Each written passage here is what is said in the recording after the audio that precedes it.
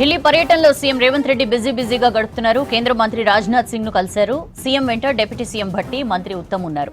రక్షణ శాఖ నుంచి రాష్ట్ర ప్రభుత్వానికి భూముల బదలాయింపుపై చర్చించారు. అలాగే రాష్ట్రంలో సైనిక్ స్కూల్స్ ఏర్పాటు, ఇతర అంశాలపై చర్చించారు. ఇప్పటికే కేంద్ర మంత్రి రామ్మోహన్ నాయుడును కలిశారు.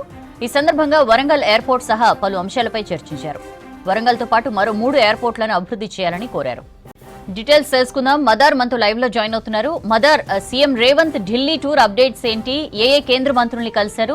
దానికి సంబంధించి ఇన్ఫర్మేషన్. చాలా బిజీగానే సీఎం గడిపారు. మొదట ప్రియాంక గాంధీ తోటి ప్రత్యేకంగా భేటీ అయ్యారు తెలంగాణ సీఎం రేవంత్ రెడ్డి, అలాగే బట్టి విక్రమార్క.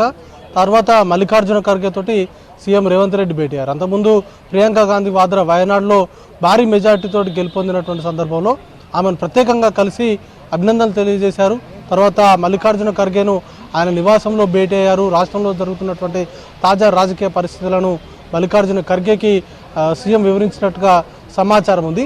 ఆ తర్వాత మధ్యాహ్నం 2 గంటలకు కాంగ్రెస్ పార్టీ నేతృత్వంలో జరిగినటువంటి సంవిధాన్ రక్షణ అభియాన్ అనేటువంటి కార్యక్రమంలో పాల్గొన్నారు. ఆ కార్యక్రమంలోనే మల్లికార్జున ఖర్గేతో పాటు ప్రతిపక్ష నేత రాహుల్ గాంధీ కూడా పాల్గొన్నారు. ఆ కార్యక్రమం ముగిసిన తర్వాత ఇద్దరు కేంద్ర మంత్రులతోటి ప్రత్యేకంగా భేటీ అయ్యారు. దాంట్లో పౌర విమానయాన శాఖ మంత్రి, అలాగే రక్షణ శాఖ మంత్రి ఇద్దరిని కూడా సీఎం రేవంత్ రెడ్డి కలిశారు.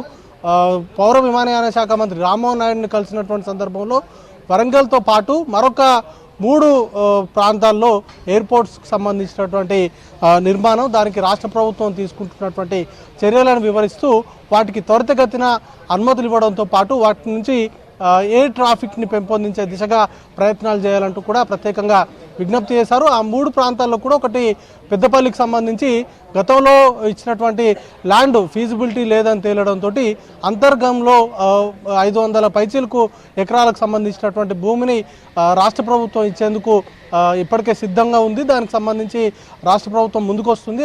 అక్కడ పెద్దపల్లిలో ఎయిర్పోర్ట్ నిర్మించాలనే దానిపైన ఒక విజ్ఞప్తితో పాటు ఇటు భద్రాద్రి కొత్తగూడెంకు సంబంధించినటువంటి జిల్లాలో మరొక ఎయిర్పోర్టు, దాంతోపాటు ఆదిలాబాద్కు సంబంధించినటువంటి ఏరియాలో మొత్తంగా 3 ఎయిర్పోర్ట్లు, వరంగల్ ఎయిర్పోర్టుకు సంబంధించి వరంగల్తో పాటు ఈ 3 ఎయిర్పోర్ట్లను కూడా డెవలప్ చేయాలంటూ కూడా సీఎం ప్రత్యేకంగా విజ్ఞప్తి చేశారు.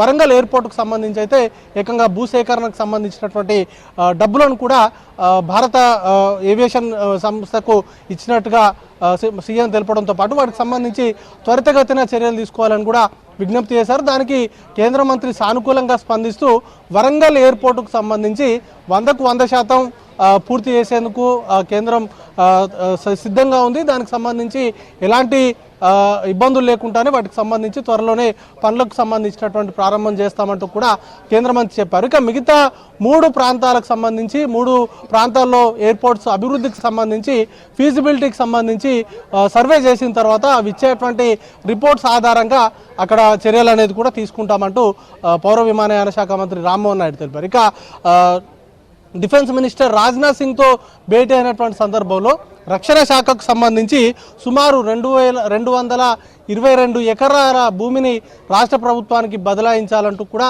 విజ్ఞప్తి చేశారు. మూసీ ఈసాకు సంబంధించినటువంటి ప్రాజెక్టు డెవలప్మెంట్లో భాగంగా గాంధీకి సంబంధించినటువంటి స్మృతి వనాన్ని అక్కడ నిర్మించాలని కూడా రాష్ట్ర ప్రభుత్వం భావిస్తూ ఉంది. దానికి సంబంధించి డెవలప్మెంట్ కోసం డిఫెన్స్కి సంబంధించినటువంటి భూముల కేటాయింపు చేయాలంటూ కూడా ఆయన కేంద్ర మంత్రిని కోరినట్టుగా, కేంద్ర రక్షణ శాఖ మంత్రిని కోరినట్టుగా సీఎంకి సంబంధించినటువంటి వర్గాలు తెలిపాయి. ఇక సీఎం టూర్ అంతా కూడా ఈ ఇద్దరు కేంద్ర మంత్రులు రాష్ట్రానికి సంబంధించి చాలా కీలకమైనటువంటి ప్రాజెక్టులు ఇవి. విమానాశ్రయాలకు సంబంధించి గత 10 ఏళ్ల బీఆర్ఎస్ సర్కార్లో ఈ వరంగల్కి సంబంధించి ఎన్ఓసి తీసుకురావడంలో, వరంగల్ ఎయిర్పోర్ట్కి సంబంధించి జిఎంఆర్ సంస్థ నుంచి ఎన్ఓసి తీసుకురావడంలో విఫలమైంది. ఖచ్చితంగా ఈ మా ఆయాంలోనే ఈ మొత్తంగా 4 ఏరియాస్లో ఎయిర్పోర్ట్స్ని డెవలప్ చేస్తామంటూ కూడా కాంగ్రెస్ పార్టీ చెప్తా ఉంది. ఆ నేపథ్యంలో వాటిని పర్స్యూ చేయడానికి భాగంగా కేంద్ర విమానయాన శాఖ మంత్రిని కలిశారు. మరోవైపు డిఫెన్స్కు సంబంధించినటువంటి భూముల కోసం రక్షణ శాఖ మంత్రి రాజ్నాథ్ సింగ్తో భేటీ అయినటువంటి సిచ్యువేషన్ ఉంది. సౌజన్య.